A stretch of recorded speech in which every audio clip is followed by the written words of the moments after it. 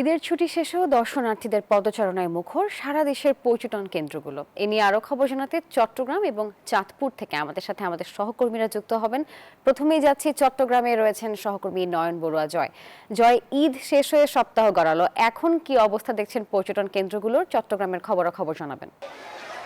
নাফিসা, দেখতে পাচ্ছেন আমি চট্টগ্রামের চিড়িয়াখানায় আছি। চিড়িয়াখানায় এখনো পর্যন্ত দর্শনার্থীদের ভিড়ে মুখরিত আমরা দেখতে পাচ্ছি চট্টগ্রাম চিড়িয়াখানা। যেহেতু ঈদের ছুটির সময়ও যেমনটা অনেক বেশি ছিল দর্শনার্থী, এবার টানা 5 দিনের যে ছুটি ছিল সেই সময় কিন্তু আসলে 50,000-এর বেশি দর্শনার্থী এখানে প্রবেশ করেছে বলে আমাদেরকে জানিয়েছেন চিড়িয়াখানা কর্তৃপক্ষ। তার কারণে জেলা প্রশাসনের অধীনে যেহেতু এই চিড়িয়াখানাটি, তো এই রাজস্ব আদায় হয়েছে প্রায় 35 লাখ টাকা পর্যন্ত আমাদেরকে জানিয়েছেন। এখনও যে দর্শনার্থীদের ভিড় আমরা দেখতে পাচ্ছি, যেহেতু চট্টগ্রাম চিড়িয়াখানার সবচেয়ে বড় আকর্ষণ, এখানে বাঘের সংখ্যা কিন্তু অনেক বেশি।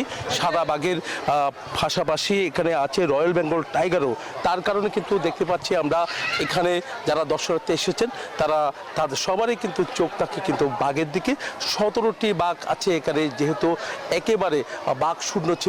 যেখানে চট্টগ্রাম চিড়িয়াখানা 2টি বাঘ দিয়েই শুরু হয়েছে, এখন একের পর এক প্রজন্ম বাড়তে কিন্তু 17টি বাঘ হয়েছে বলে আমরা জানতে পেরেছি। এমনকি চট্টগ্রাম থেকে অন্য চিড়িয়াখানায় কিন্তু এখান থেকে বাঘ হস্তান্তরও করা হয়েছে। তবে সিংহের সংখ্যা কিন্তু এখন আমরা দেখতে পাচ্ছি 2টি সিংহ আছে। তো একই সাথে সাদা বাঘ থাকার কারণে দর্শনার্থীদের আকর্ষণ অনেক বেড়ে গেছে। দেখতে পাচ্ছেন সাদা বাঘ আমরা একটু দেখানোর চেষ্টা করছি। তো সাদা বাঘ থাকার কারণে এখানে দর্শনার্থীরা খুব বেশি তাদের নজর রয়েছে। তো বাঘের পাশাপাশি আমরা একটু জলহস্তি রয়েছে, জলহস্তিও দেখানোর চেষ্টা করছি। চট্টগ্রাম চিড়িয়াখানায় যেহেতু জলহস্তি আনা হয়েছে, তার কারণে দর্শনার্থী যারা আছে তাদের আকর্ষণ কিন্তু জলহস্তির দিকে। আমরা একটু বাঘ দেখানোর চেষ্টা করছি, বাঘের পরে জলহস্তি দেখাবো। এমনকি অন্যান্য প্রাণী রয়েছে, পাখি রয়েছে। তার কারণে চট্টগ্রাম চিড়িয়াখানার প্রতি দর্শনার্থীদের যে আকর্ষণ আমরা দেখতে পাচ্ছি, সব বয়সের মানুষের যে একটা আকর্ষণ, সেই আকর্ষণটা কিন্তু দেখা যাচ্ছে। জলহস্তি দেখতে পাচ্ছেন, একেবারে 2টি জলহস্তি রয়েছে চট্টগ্রাম চিড়িয়াখানায়। একই সাথে 17টি বাঘ রয়েছে। জলহস্তি দেখার জন্য দর্শনার্থীদের যে আকর্ষণ দেখতে পাচ্ছেন, বিভিন্ন জায়গা থেকে যারা দর্শনার্থীরা এসেছেন তারা কিন্তু জলহস্তি দেখতে কিন্তু এখানে ছুটে এসেছেন।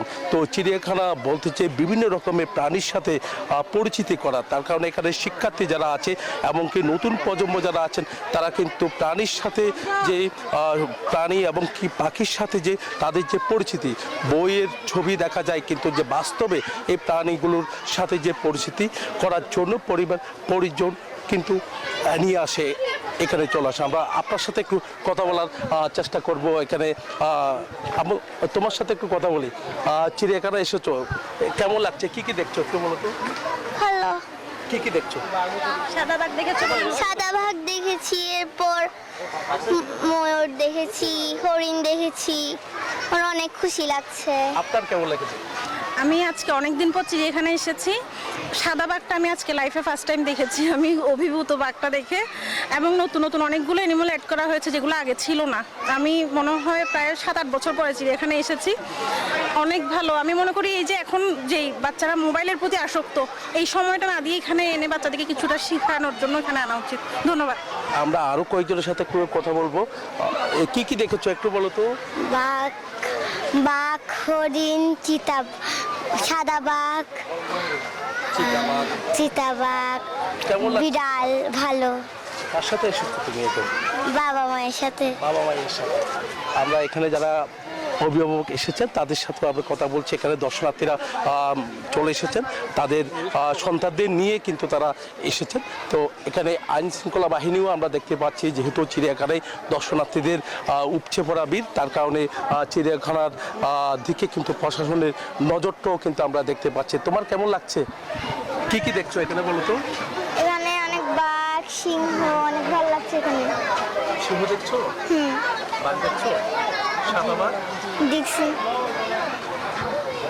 আমরা দর্শনার্থীদের ভিড় আমরা দেখতে পাচ্ছি খুব বাড়ছে, যেহেতু বেলা বাড়ছে, তো 6টা পর্যন্ত কিন্তু দর্শনার্থীরা এখানে থাকবে। চিড়িয়াখানা 6টায় এখানে আর দর্শনার্থীদের প্রবেশ কিন্তু বন্ধ থাকে। এই ছিল আমার এখানকার সর্বশেষ। আমি ফিরে যাব, আমার সহকর্মী অপেক্ষা করছেন চাঁদপুরে, সেখানে আছেন খোকন। আমরা একটু জানবো সেখানে বিনোদন কেন্দ্রগুলোর খবরাখবর।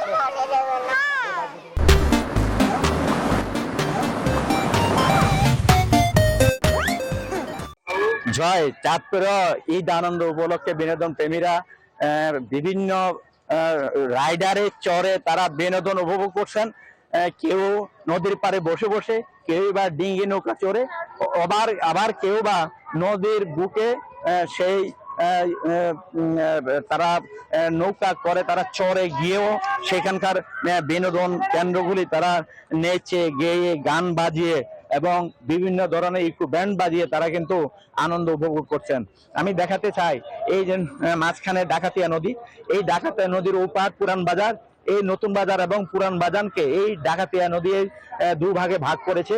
এই নদীর মধ্যেই বিনোদন প্রেমীরা তারা নৌকা, ছোট ছোট ইঞ্জিন চালিত নৌকা, বড় ট্রলার ভাড়া করে তারা আনন্দ উৎসব করছে। আপনার আমি দর্শকদের দেখাতে চাই এই যে নৌকাগুলি দাঁড়ানো আছে, তারা কিন্তু এই নৌকা করেই বিভিন্ন চরে, বিভিন্ন স্পটে এবং কখনো এই নদীর বুকে তারা ঘুরে তাদের প্রিয়জনদের নিয়ে তারা ঘন্টার পর ঘন্টা দাঁড়িয়ে আনন্দ উপভোগ করছেন। আপনি এখানে যারা আসছেন তারাই কিন্তু ঈদ আনন্দ উপভোগ করার জন্যই কিন্তু এখানে এসেছেন। আপনাকে দেখাতে চাই যে এই যে নদীর অন্য প্রান্তে সেখানে আছে মেঘনা নদী, সেই মেঘনা নদীর বুকও সেই বিনোদন প্রেমীরা তারা নৌকা ট্রলার ভাড়া করে তারা নদীর বুকে গান বাজিয়ে আনন্দ উপভোগ করছেন, উল্লাস করছেন।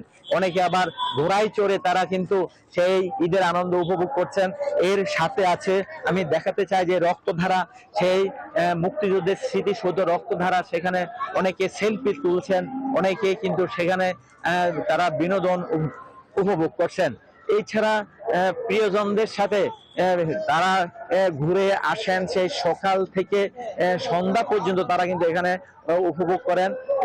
এখানে শুধু চাঁদপুরের এই জনগণ নয়, বিভিন্ন অঞ্চল থেকেও কিন্তু তারা এই মানুষগুলো এখানে এসে তারা এই আনন্দ উপভোগ করার জন্য কিন্তু এখানে আসেন।